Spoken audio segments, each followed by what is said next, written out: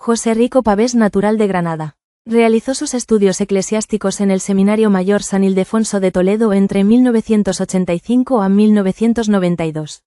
Es licenciado en Teología Dogmática y doctor en Teología Patrística por la Universidad Pontificia Gregoriana de Roma. Desde julio de 2021 es obispo de Jerez de la Frontera.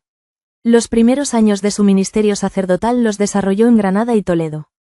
En 1996 comenzó su actividad docente como profesor auxiliar de la Facultad de Teología, de la Universidad Pontificia Gregoriana de Roma. Desde 1998 hasta 2012 fue profesor de Teología Dogmática en el Instituto Teológico San Ildefonso de Toledo, del que fue director durante 5 años. Además, fue director del secretariado de la Comisión Episcopal para la Doctrina de la Fe de la Conferencia Episcopal Española durante 12 años hasta 2013. Fue nombrado obispo auxiliar de Getafe por Benedicto XVI el 6 de julio de 2012.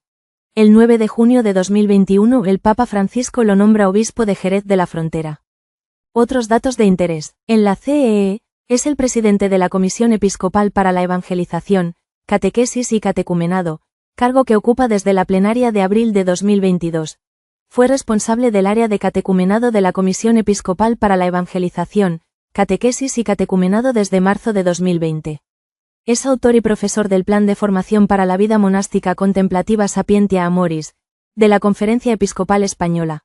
Anteriormente, fue miembro de la Comisión Episcopal para la Doctrina de la Fe, 2012 a 2014, y de la Subcomisión de Catequesis, 2014 a 2017, y de la Comisión de Enseñanza y Catequesis, 2017 a 2020, hoy tenemos el privilegio de contar con su presencia y nos deleitará con su ponencia sobre la doctrina eucarística de Santo Tomás de Aquino.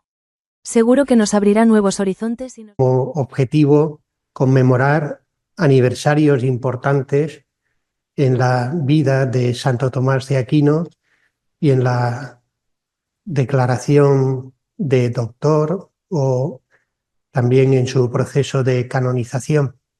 En rigor, mañana, 7 de marzo, es cuando celebramos el aniversario de la muerte de Santo Tomás. El tema propuesto, la doctrina eucarística de Santo Tomás de Aquino, es suficientemente amplio pues, para dedicar, lo voy a decir de una forma quizás exagerada, pero hasta un máster con un contenido a desarrollar en 2 años. Lo que pretendo, por tanto, es simplemente ofrecer vías para el conocimiento de la doctrina eucarística en Santo Tomás. En concreto, propongo 3 vías que voy a ir entrelazando con algunos testimonios y leyendo algunos pasajes. Pero para no hacer muy pesada esta presentación, pues voy a intentar ir sin leer todo lo que pueda y solo cuando se trate de citar exactamente las palabras del Aquinate, leeré. Hablo de 3 vías. ¿A qué me refiero? Bastaría acercarnos a la biografía de Santo Tomás para descubrir la importancia que tiene el misterio de la Eucaristía, marcando hitos fundamentales en su vocación y más aún en el desarrollo de su teología. Esto se puede simplemente verificar acudiendo al final. Mañana celebramos el aniversario de su muerte. Sabemos que meses antes, el 6 de diciembre del año 1273, después de celebrar la Eucaristía, Santo Tomás dejó de redactar la Suma Teológica. Era la fiesta de San Nicolás. Según los testimonios recogidos en la causa de canonización, preguntado por Fray Reginaldo por qué ha dejado de redactar, se encontraba en ese momento completando la parte de la Suma dedicada al sacramento de la penitencia y de forma insistente cuando se le preguntaba, él también respondía diciendo una y otra vez, no puedo, no puedo. Bueno, recogen los testimonios que nos han llegado del proceso de canonización, la confidencia hecha a sus discípulos, pues con el deseo de que no se revelara nada mientras él viviera. Lo que el Señor le mostró le lleva a considerar paja todo lo escrito hasta entonces.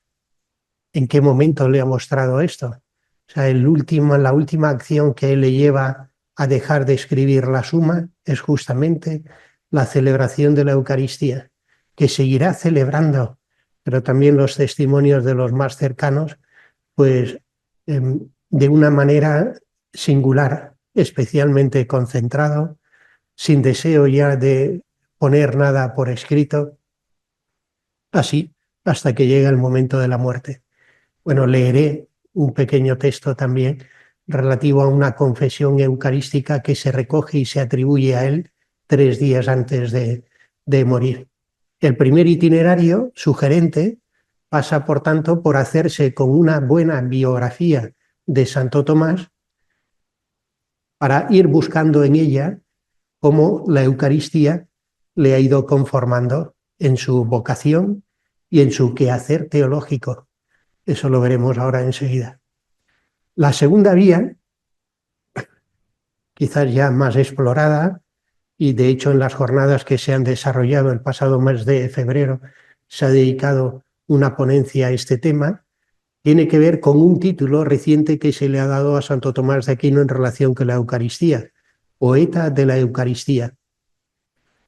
El Papa Urbano IV le encomienda la composición de los textos litúrgicos de la fiesta del Corpus Christi.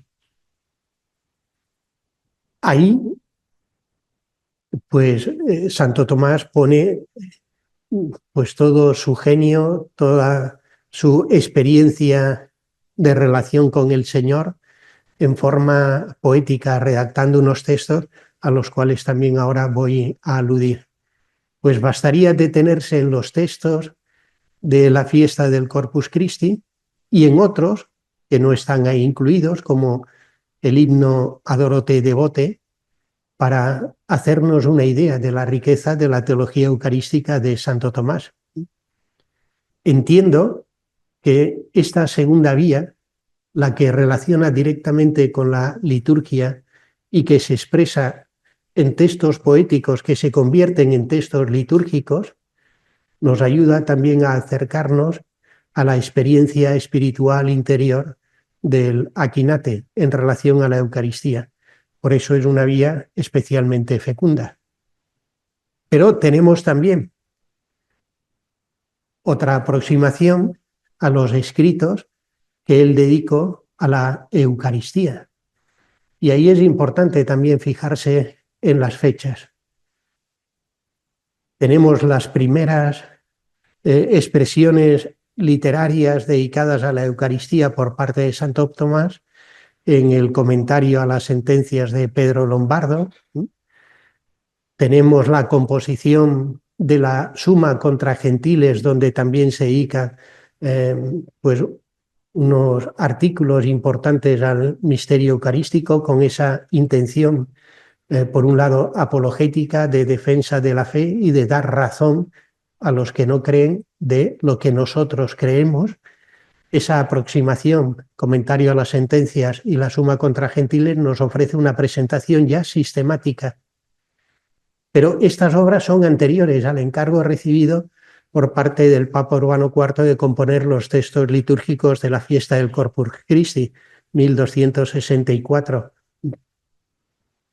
Uno de los autores de monografías que nos ayudan de manera sintética a introducirnos en el pensamiento de Santo Tomás más recientes, Jean-Pierre Torrel, considera que el encargo que le hace el Papa a propósito de los textos para la fiesta del Corpus Christi condicionará en el futuro todo su quehacer teológico.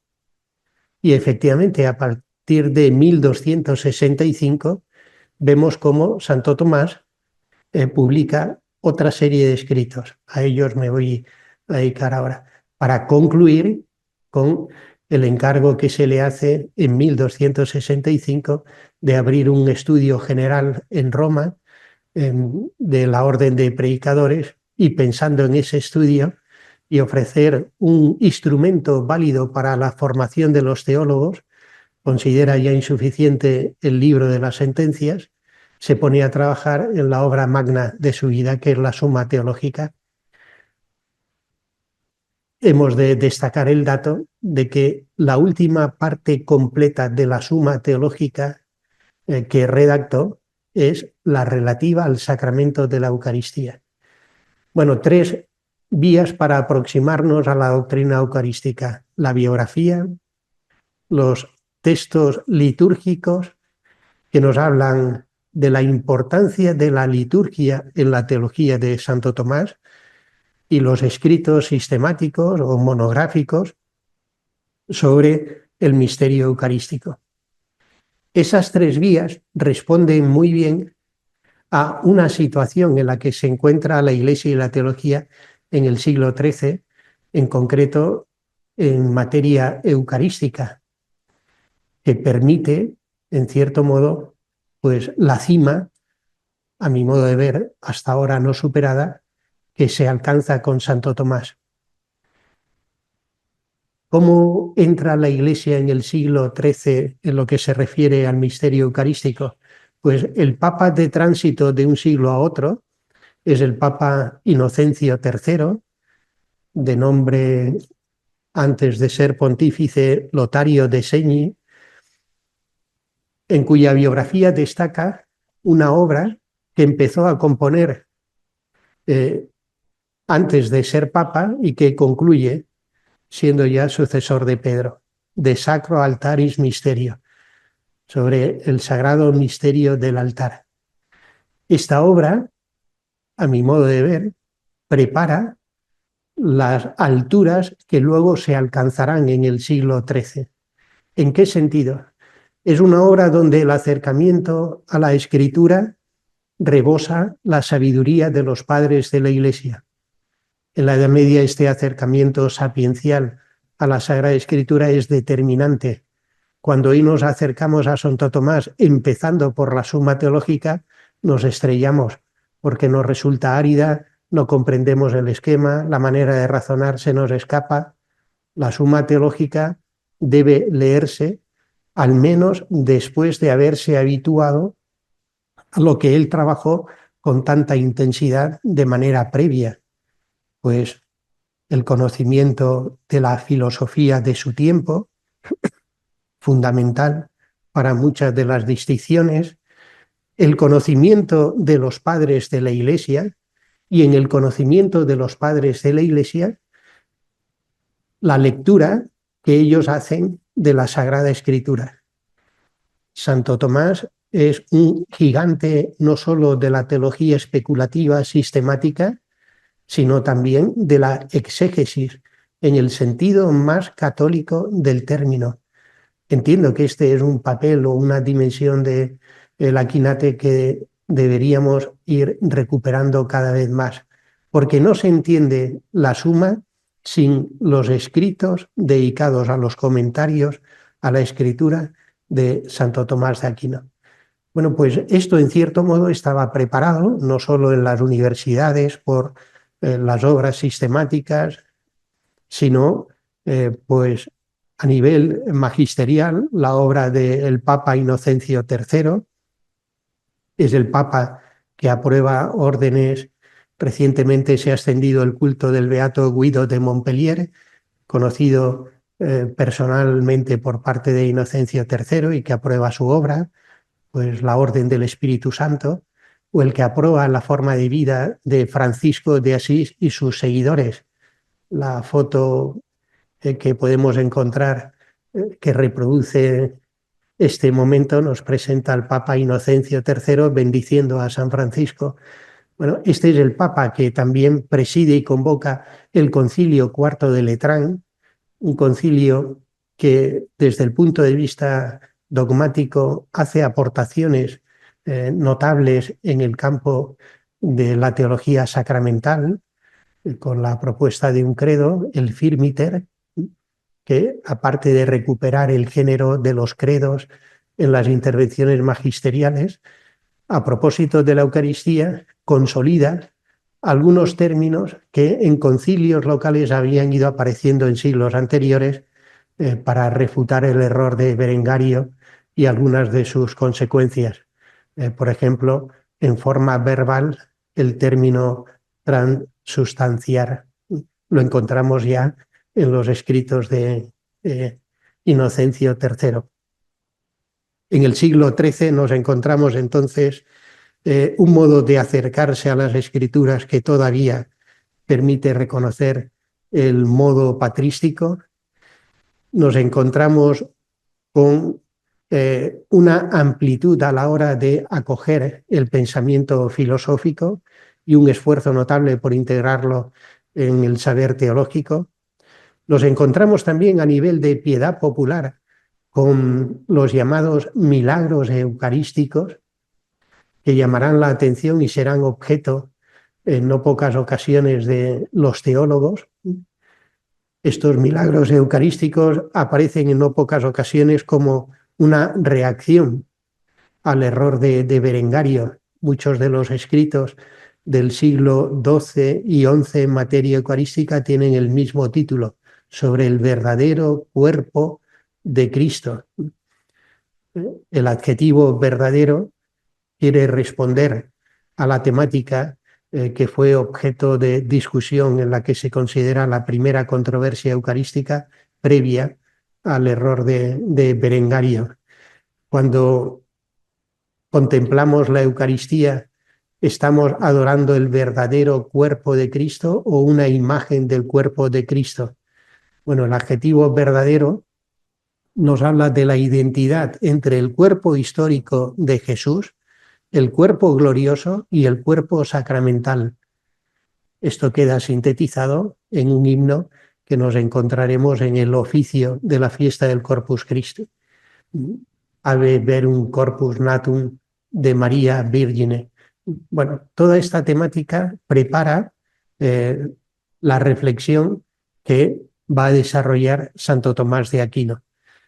Pues voy a ir desarrollando aspectos de estos tres caminos, teniendo de fondo algunas de las alusiones que he hecho a la teología más amplia y al magisterio a partir de Inocencio III.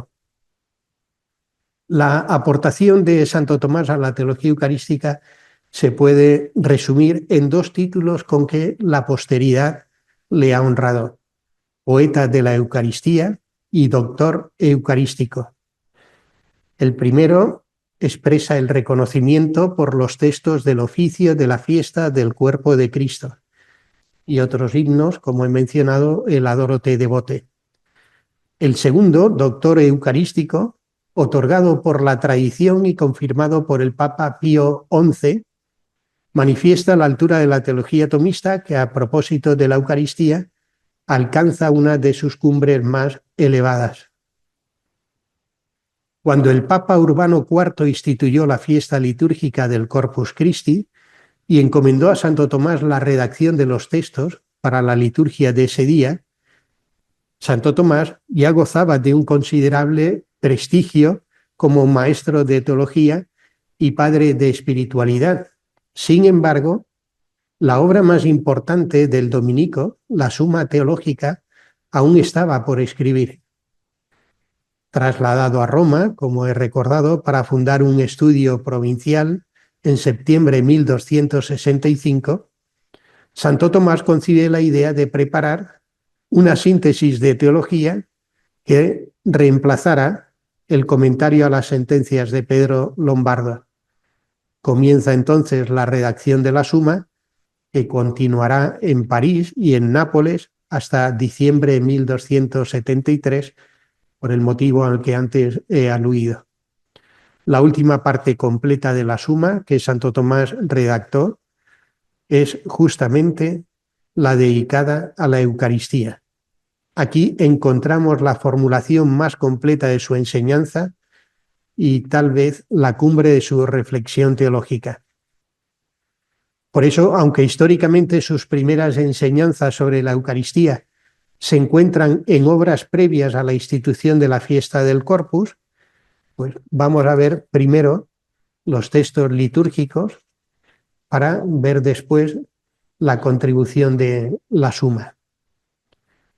¿Por qué este título, Poeta de la Eucaristía? El oficio de la fiesta del cuerpo de Cristo lo compone Santo Tomás en Orvieto, poco antes de la institución de la fiesta llevada a cabo por el Papa Urbano IV con la bula Transiturus de Hoc Mundo del 11 de agosto de 1264. El oficio consta de 4 himnos eucarísticos: Pange Lingua para las vísperas, Sacri Solemnis para las matutinas, Verbum Supernum para las laudes y Laudación a modo de secuencia en la misa. 4 himnos litúrgicos. Se compone además de las antífonas, lecturas, responsorios y oraciones de cada hora litúrgica. Entre las antífonas destaca la del Magnificat, que la Iglesia todavía hoy mantiene para las segundas vísperas y que conocemos. Reza así: oh sagrado banquete en que se recibe a Cristo, se recoge la memoria de su pasión, el alma se llena de gracia y se nos da una prenda de la gloria futura. Forman parte también del oficio el responsorio que hemos introducido y es el que recoge el ritual para el culto a la Eucaristía fuera de la misa. Les diste el pan del cielo que contiene en sí todo deleite. Todo esto, aportación de Santo Tomás. Y la oración que todavía hoy se emplea en el culto eucarístico fuera de la misa. Oh Dios, que en este sacramento admirable nos dejaste el memorial de tu pasión, también pertenece a Santo Tomás de Aquino. Hay también quien atribuye a Santo Tomás la oración Anima Christi, aunque hoy se sabe que es posterior. Como ha observado el autor que he citado, Jean-Pierre Torrel, la composición del oficio supone un momento decisivo en la evolución teológica y espiritual de la Quinate. Los textos se centran en la celebración del misterio de Jesucristo, Dios y hombre perfecto, contenido todo entero en el sacramento del altar, de modo que no habla de recibir el cuerpo o la sangre de Cristo, sino de recibir a Cristo, Christus sumitur, o incluso a Dios, Deus sumitur. Con esta formulación anticipa una de las afirmaciones definitivas que encontraremos en la Suma. No es solo que Cristo está en la Eucaristía, sino que la Eucaristía es Cristo mismo. La presencia eucarística de Cristo es expresión de su amor para que no nos viéramos privados de su presencia corporal mientras peregrinamos en este mundo. Cristo mismo nos une así en el sacramento por la realidad de su cuerpo y de su sangre.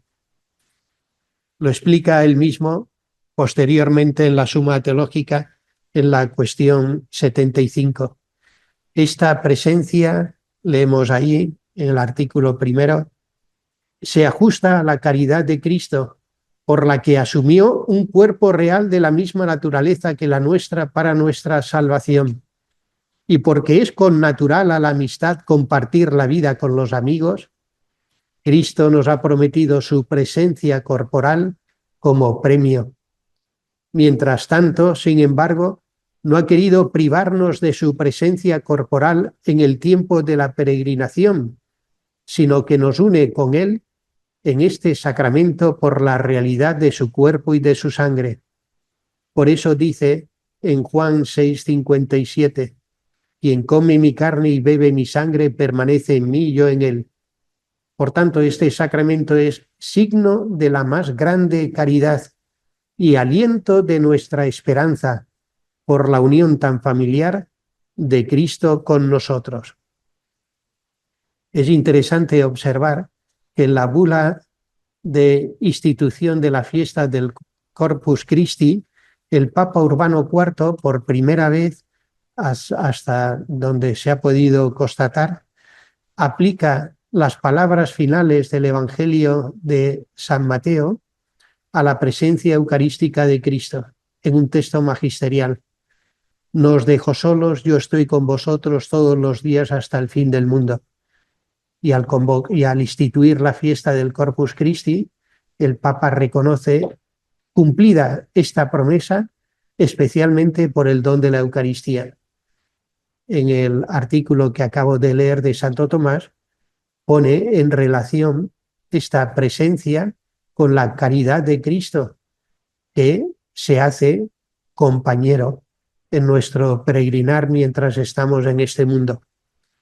Para el año jubilar en el que nos encontramos, las expresiones finales del párrafo que he leído creo que resultan especialmente iluminadores. Este sacramento es signo de la más grande caridad y aliento de nuestra esperanza por la unión tan familiar de Cristo con nosotros.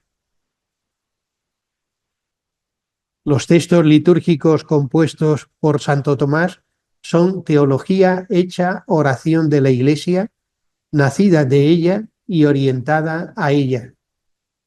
Como enseguida vamos a ver, además de fundarse en el testimonio bíblico, formulan de manera condensada el misterio que la teología indaga con más palabras.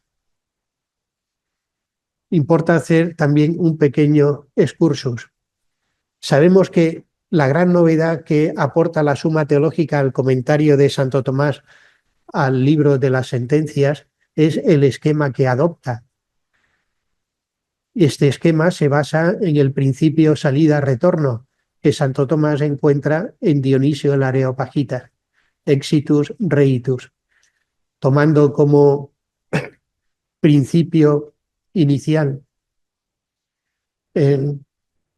el salir de Dios, nos encontramos la estructura de la Suma Teológica, el acto creador, la encarnación en la tercera parte de la Suma como el momento de inicio de retorno de todo, redención del hombre, vida sacramental, hasta lo que hoy llamamos escatología, es decir, la disposición de las verdades de la fe se pueden hacer de manera coherente, se puede hacer esta disposición coherentemente presentada con el esquema todo procede de Dios, todo vuelve a Él. Pero sabemos que del Areopagita no solo ha tomado este esquema que articula internamente la Suma Teológica, sino también otras expresiones determinantes. Por ejemplo, la enseñanza del Areopagita sobre el conocimiento, llama Santo Tomás, por connaturalidad, que explica a propósito del don de sabiduría. En el Areopagita encontramos una afirmación que aparece en su obra Los nombres divinos. El Areopagita, el autor, habla de su maestro Ioroteo, quien decía que los misterios divinos se conocen padeciéndolos. Pazon taceia. Padeciendo las cosas divinas es como tenía un conocimiento superior. El Areopagita articula los modos de conocimiento divino en tres formas. Hay un conocimiento básico elemental que consiste en acercarnos a lo que Dios mismo nos ha dicho de sí. Este es el conocimiento que adquirimos mediante el estudio de la Sagrada Escritura. Hay un conocimiento superior. A este primer conocimiento lo llama la teología afirmativa. Decimos de Dios lo que Dios mismo nos ha revelado de sí, de la verdad del mundo, de nosotros, de la historia. Pero hay un conocimiento superior que es el que se adquiere mediante la participación litúrgica. Y a esto el Areopagita lo llama teología simbólica. En la teología simbólica, a la vez que se afirma, se niega, porque en la realidad de la liturgia se reviste de símbolos sagrados. En los símbolos sagrados, especialmente en los sacramentales, afirmamos la presencia y negamos lo que los sentidos nos ofrecen. El conocimiento litúrgico es superior al conocimiento afirmativo que obtenemos a partir del estudio de las palabras divinas, las sagradas letras. Pero hay una tercera forma que es superior, lo que el Areopagita llama la teología mística, que es el conocimiento que nace de la unión con Dios y que explica de esa manera: los misterios divinos se conocen padeciéndolos. El término que emplea el Areopagita es simpatheia, que encontramos simpatía, que hoy en español evidentemente tiene otras connotaciones, pero que encontramos en la filosofía neoplatónica como determinante para uno de los discípulos de segunda generación de Plotino, Jámblico, que será el autor que leerá el platonismo de Plotino en relación con los misterios de la teurgia. Bueno, sabemos que el Areopagita, autor que no podemos todavía identificar, es de procedencia neoplatónica. Su lenguaje ciertamente muestra dependencia no solo del neoplatonismo de Plotino. Saludo a don Carlos, le agradezco su presencia y paciencia al quererse incorporar, sino también pues su dependencia sobre todo de Proclo, de los más grandes autores neoplatónicos. Proclo, por ejemplo, tiene expresiones que aparecen reproducidas literalmente en los escritos del Areopagita. Bueno, pues entre esas expresiones, una que es propia del lenguaje neoplatónico, la utiliza el Areopagita y sirve para ofrecer una enseñanza singular por parte de Santo Tomás. La palabra simpatheia, pues padecer conjuntamente, la traducen los traductores latinos del Areopagita, que hubo más de uno en la Edad Media. La cuestión dionisíaca es bastante compleja por la dificultad de traducir a este autor, pero Santo Tomás lo traduce por con naturalidad. Es decir, el conocimiento que Dios mismo nos da de sí en la unión con Él. En cierto modo, el acercamiento a la doctrina eucarística por las tres vías que he propuesto responde a las tres formas de teología de las que habla el Areopagita. La teología sistemática nos ofrece un discurso fundamentado en la escritura, leída en la tradición de la Iglesia y sistemáticamente articulada. Esta es la primera forma de teología, pero la manera de verificar que esta forma de teología es fecunda es que nos ayuda a participar mejor en la celebración litúrgica, o dicho en un lenguaje más llano, la manera evidente que tenemos para saber si estamos estudiando bien teología es que me lleva a una participación más activa, fructuosa y consciente en la vida litúrgica de la Iglesia. Y esta participación en la vida litúrgica enriquece mi estudio de la teología. Pero el Areopagita, y Santo Tomás ahí le sigue cuando explica el don de sabiduría, da un paso más y nos habla de una forma superior de conocimiento de los misterios divinos que nace del trato con Él. Esto es lo propio de la teología mística, el cuidado de la vida interior. Pues si la teología sistemática en sus manifestaciones, ahora enumeraré los escritos donde encontramos aportaciones a la Eucaristía en Santo Tomás, se refieren a la primera forma, los himnos litúrgicos y la composición de los textos para la fiesta del Corpus Christi responden a la teología simbólica, y las experiencias místicas que le llevan a callar responden a la forma más elevada de conocimiento. La teología mística de las obras de el Areopagita es la más breve, puesto en folio A4, pues no llegaría a 5 caras, con 5 partes presentadas siguiendo de fondo el esquema de la vida de Moisés de San Gregorio de Nisa, esquema de la subida.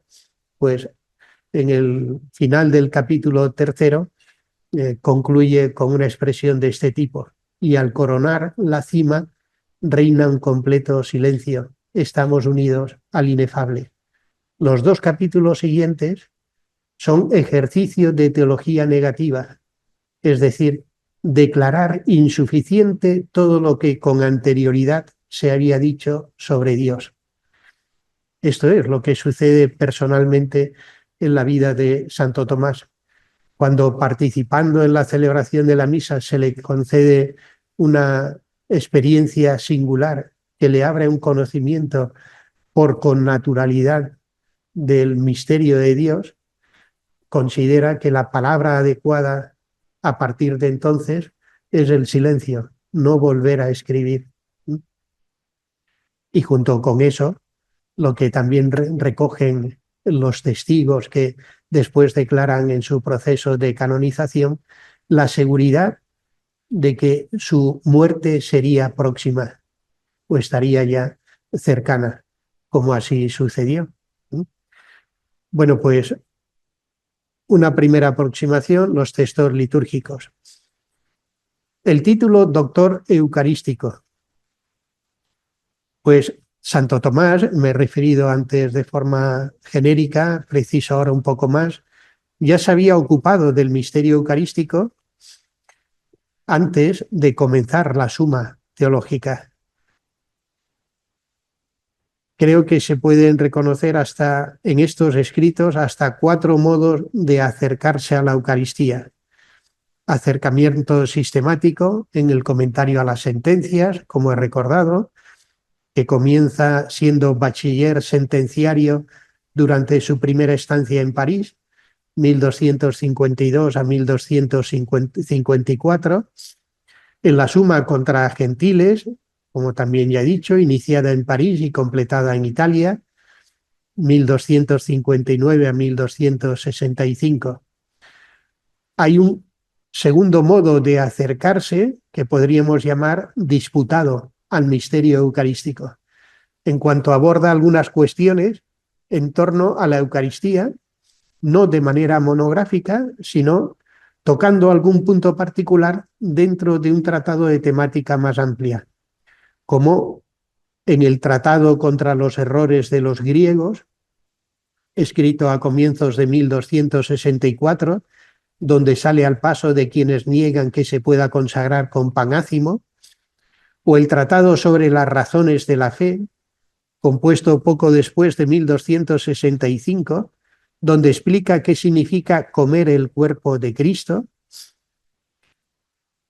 Hay también un tercer modo de acercarse al misterio eucarístico, que podemos llamar catequético, en el opúsculo sobre los artículos de la fe y los sacramentos de la Iglesia, compuesto a petición del arzobispo de Palermo, Leonardo, hacia 1265, que le pedía una breve exposición sobre el credo y los sacramentos como instrumento para salir al paso de los errores que se difunden en estas materias. Este opúsculo tendrá una importancia especial porque sabemos la segunda parte de él, el dedicado a los sacramentos, se convertirá en texto magisterial con muy pocas variaciones en el Concilio de Florencia, que consiguió la adhesión de algunas iglesias de Oriente y señaló el camino de la ortodoxia frente a algunos errores de los griegos. De cierto modo, la síntesis que encontramos en este opúsculo sobre el credo y los sacramentos es el que servirá de marco para las intervenciones magisteriales siguientes, con un lenguaje que sigue vigente hasta ahora. Por ejemplo, materia, forma, a propósito de los sacramentos, es un lenguaje que el catecismo de la Iglesia Católica no incorpora, sino que, queriendo decir lo mismo, utiliza otros términos y que, sin embargo, el Código de Derecho Canónico sigue manteniendo. Bueno, este lenguaje a nivel magisterial lo hemos introducido en el Concilio de Florencia a partir de un texto, el opúsculo que había compuesto Santo Tomás, pues sí, un siglo antes.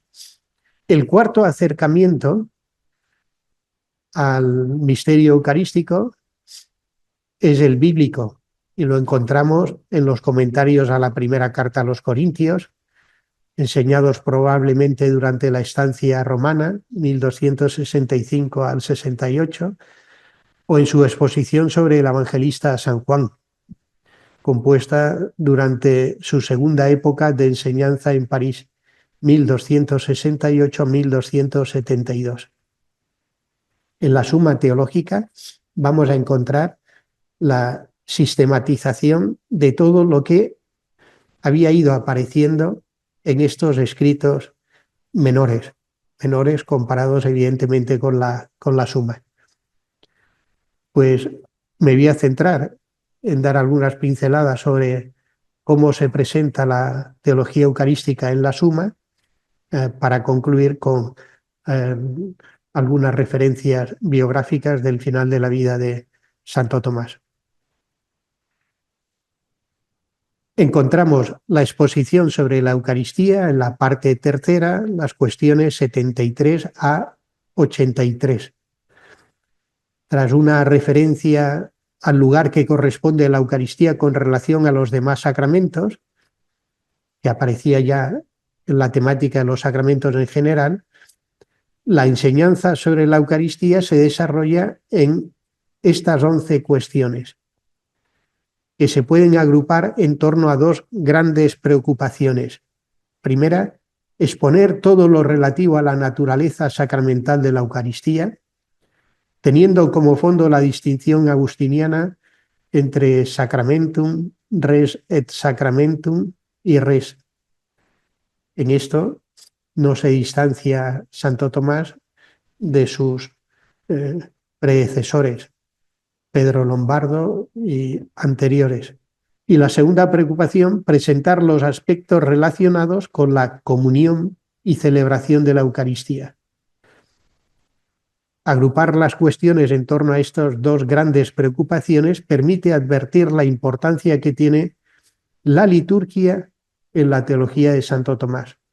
De un golpe de vista, si ponemos en un cuadro cuál es la temática desarrollada en cada uno de los artículos, vemos como efectivamente estos 11 artículos tratan primero de la naturaleza sacramental de la Eucaristía como signo visible, sacramentum, la cuestión 73, ¿por qué es sacramento? Necesidad, institución y preparación en el Antiguo Testamento, materia del sacramento, pan y vino, el agua añadida al vino, cuestión 74.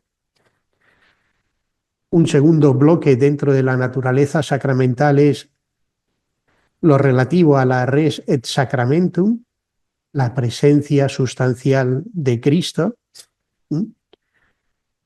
abordando las siguientes cuestiones: la conversión sustancial, cuestión 75, la presencia sustancial, cuestión 76, la permanencia de los accidentes, cuestión 77, la forma del sacramento, cuestión 78, y el último apartado dentro de la naturaleza del sacramento es el efecto de la Eucaristía, la res, que es lo que nos ofrece. Y esto se trata en la cuestión 79. Por tanto, de la cuestión 73 a la cuestión 79 se aborda la naturaleza sacramental de la Eucaristía como signo visible, como presencia sustancial de Cristo y el efecto de este sacramento. Y las cuestiones siguientes, de la 80 a la 83, se ocupan de la celebración y de la recepción del sacramento. Modos y condiciones para recibir la comunión, cuestión 80. El uso del sacramento por parte de Cristo en la última cena, cuestión 81. Ministro de la Eucaristía, cuestión 82. Ritos de la Eucaristía, cuestión 83. Bueno, en una visión de conjunto tenemos la temática. Voy simplemente a espigar sabiendo pues que el texto se dejará y si interesa pues se podrá publicar. Voy a tomar simplemente algunos elementos más singulares y con esto voy llegando también a la conclusión tomando los aspectos biográficos. Es importante que en la exposición que he descrito con este esquema, subrayar cómo para Santo Tomás aparece con claridad que la Eucaristía es a la vez sacrificio y sacramento. Es sacrificio en cuanto se ofrece, es sacramento en cuanto se recibe. De esa forma, el efecto sacramental está en quien lo toma y el sacrificial en quien lo ofrece o en aquellos por quien se ofrece. Al igual que los teólogos del momento, Santo Tomás vincula el sacrificio eucarístico al sacrificio de la cruz. A este sacramento se le denomina sacrificio en cuanto representa la pasión misma de Cristo. Leemos en la cuestión 73, artículo 4, en cuanto representa la pasión misma de Cristo. Si recordamos el Concilio de Trento, para afirmar que la Eucaristía es sacrificio, utilizará justamente esta misma expresión, de la cual hay todavía que hacer una precisión. El verbo representar, en el castellano que solemos utilizar, es susceptible de entenderse de una manera débil. Representar puede significar simular. Cuando se habla de la Eucaristía, que este sacramento representa la pasión misma de Cristo, no se quiere decir que la Eucaristía es como una teatralización de lo que sucedió en la cruz, sino que en el sentido latino de la palabra en su uso medieval se ha de comprender con toda su fuerza. Hace de nuevo presente, representari. La Eucaristía no es una simulación, como podría ser una representación teatral, sino la actualización del único sacrificio de la cruz realizado de una vez para siempre. Importante recuperar lo que ya Santo Tomás en la parte de la Cristología había explicado a propósito del sacrificio, la pasión de Cristo como verdadero sacrificio, porque se cumple a propósito de la Eucaristía. Leemos en la cuestión 48, también de la parte tercera. Propiamente se llama sacrificio la obra hecha con el honor que de verdad le es debido a Dios, con el fin de aplacarle, y de ahí proviene lo que dice Agustín en el libro 10 de la Ciudad de Dios. Es verdadero sacrificio toda obra hecha para unirnos con Dios en santa sociedad, es decir, la referida a aquel fin bueno mediante el cual podemos ser verdaderamente bienaventurados. Ahora bien, Cristo, como se añade en el mismo lugar, en la pasión se ofreció a sí mismo por nosotros.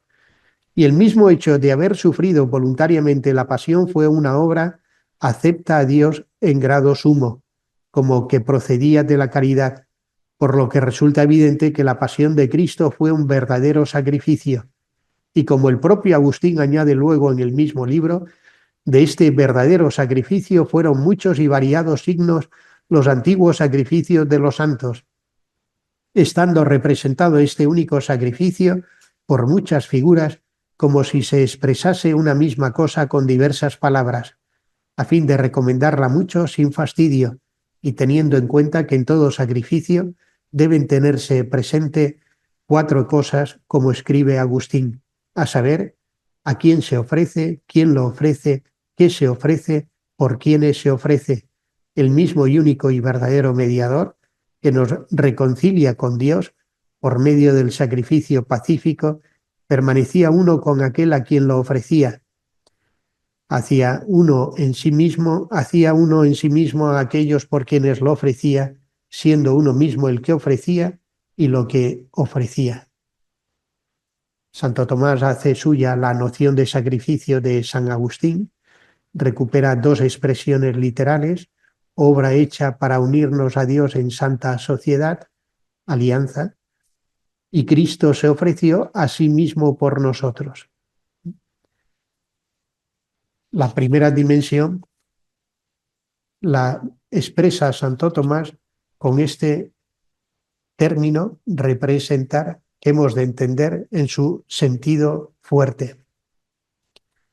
La dimensión sacrificial la desarrolla también Santo Tomás en otras cuestiones, recordando la importancia de la liturgia para la comprensión de este aspecto de la Eucaristía, puesto que la Eucaristía hace de nuevo presente, representa el único sacrificio de Cristo. La celebración de este sacramento puede ser entendida como una cierta imagen representativa, afirma Santo Tomás, de la pasión de Cristo. La celebración de este sacramento es cierta imagen representativa de la pasión de Cristo, que es verdadera inmolación. De la misma manera que la celebración de este sacramento es una imagen representativa de la pasión de Cristo, así también el altar es la representación de su cruz sobre la que Cristo se inmoló en su cuerpo físico. Y a partir de ahí pues va señalando algunos elementos de la acción litúrgica que evocan efectivamente la dimensión sacrificial de este sacramento. Cierro lo relativo a la dimensión sacrificial recordando que Santo Tomás nos ofrece la teología sobre este aspecto en relación siempre con la presencia sustancial de Cristo. En rigor, a excepción del primer artículo de la cuestión 83, dedicada al rito de la celebración, donde se pregunta si se inmola Cristo en este sacramento, no encontramos otras cuestiones dedicadas a la Eucaristía como sacrificio.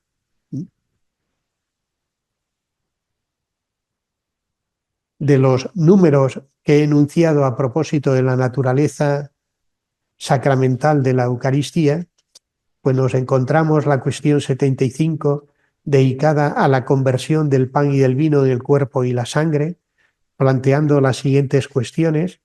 ¿En este sacramento está el verdadero cuerpo de Cristo, solo en figura o como signo? ¿Permanece la sustancia del pan y del vino en este sacramento después de la consagración? ¿Se aniquila? ¿Se convierte en el cuerpo y la sangre de Cristo? ¿Permanecen los accidentes después de la conversión? ¿Permanece la forma sustancial? ¿Es instantánea esta conversión? ¿Es verdadera la fórmula del pan se hace el cuerpo de Cristo? El punto de partida de Santo Tomás es la confesión de fe que se apoya en la autoridad divina, como había proclamado en el himno Adoro-te devote. Vista, tacto, gusto en ti fallan, mas con el solo oído todo es creído. Creo lo que dijo el Hijo de Dios, nada hay más verdadero que la palabra de la verdad. El desarrollo de estas cuestiones ayudan a clarificar aspectos que están en otros autores. Y ahí nos encontramos la exposición de Santo Tomás a propósito de la transustanciación. Y por tiempo, pues lo había simplemente a nombrar. La cuestión siguiente nos habla del modo de estar Cristo presente en la Eucaristía. Y aquí nos encontramos igualmente con una serie de cuestiones, algunas de las cuales hoy nos pueden resultar llamativas y que sin embargo responden a el ambiente que antes he descrito, el tema de los llamados milagros eucarísticos. Entre las cuestiones que Santo Tomás responde se encuentra la siguiente: ¿permanece el verdadero cuerpo de Cristo en este sacramento cuando milagrosamente se aparece bajo la forma de niño o de carne? En la teología actual, pues como que estas cuestiones se evitan y Santo Tomás lo afronta con seriedad. Es decir, cuando se declara la verdad de un milagro eucarístico y el impulso definitivo para la institución de la fiesta del Corpus Christi es el milagro de Orvieto, pues teológicamente hay que dar también respuesta. ¿Puede efectivamente brotar sangre de la hostia consagrada? Cuando se dice que ha habido que hay carne humana en la forma, efectivamente esto es así. Bueno, estas cuestiones no las ignora Santo Tomás, sino que las aborda y las trata. Cuestión 76, artículo octavo. La cuestión 77 nos habla de la permanencia de los accidentes en el sacramento eucarístico,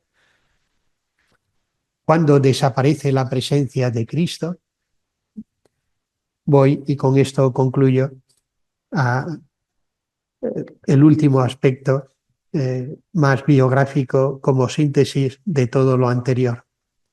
La aportación de Santo Tomás a la teología eucarística es incomprensible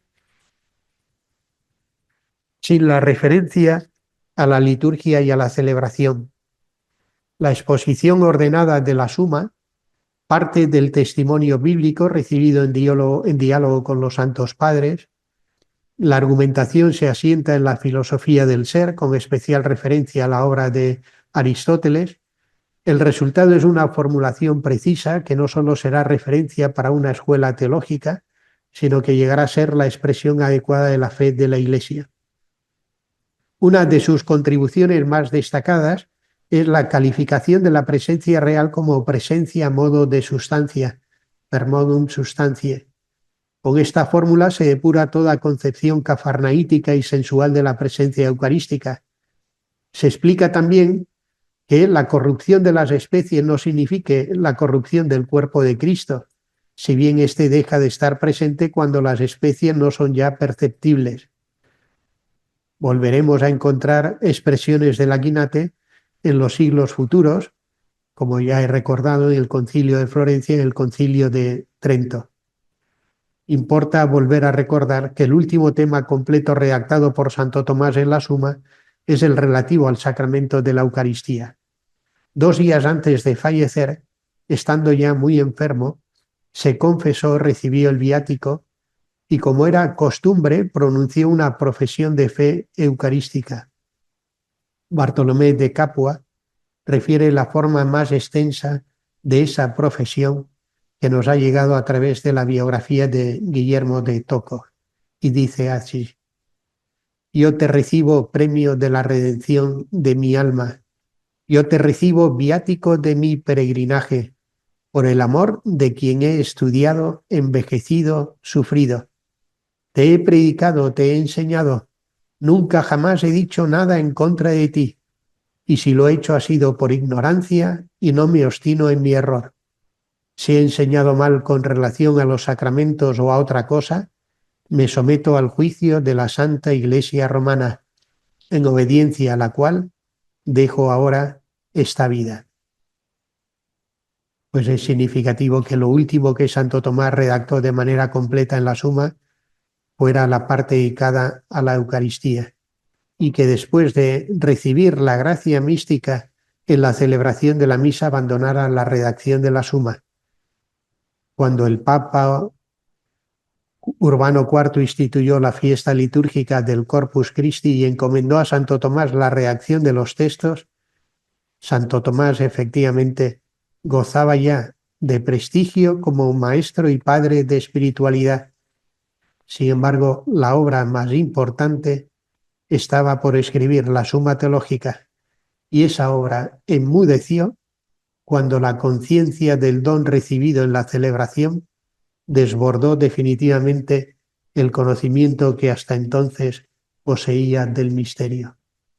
A los 2 títulos, poeta de la Eucaristía y doctor eucarístico, bien se puede añadir uno definitivo y final.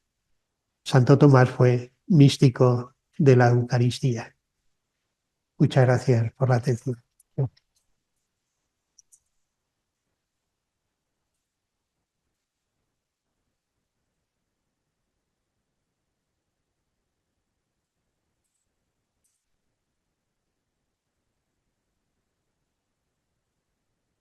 Muchas gracias, don José, por su ponencia.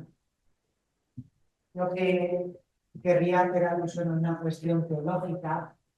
En la Eucaristía está presente Cristo tal cual está ahora en el cielo, ¿no?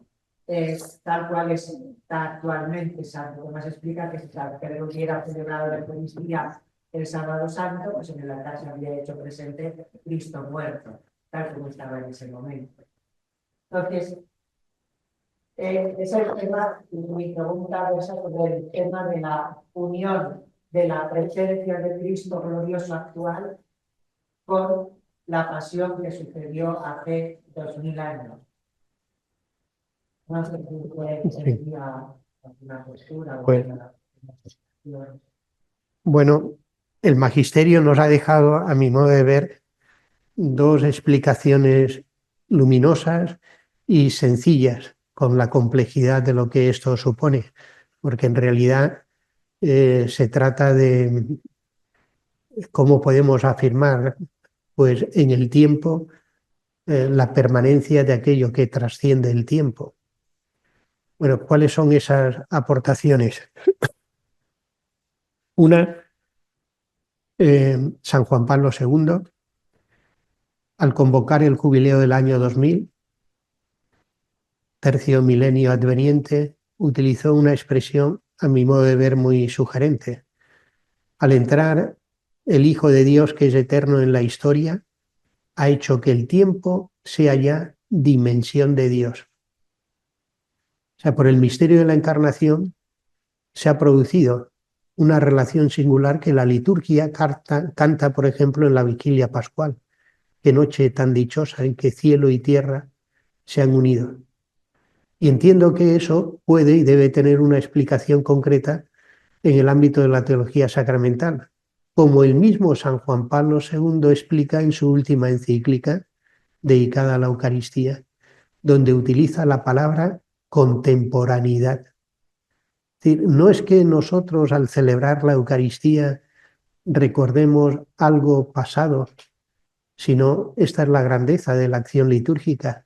Somos hechos contemporáneos de lo que ha sucedido una vez para siempre y en un momento concreto, porque esto que aconteció trascendió la historia, es el misterio pascual de Cristo.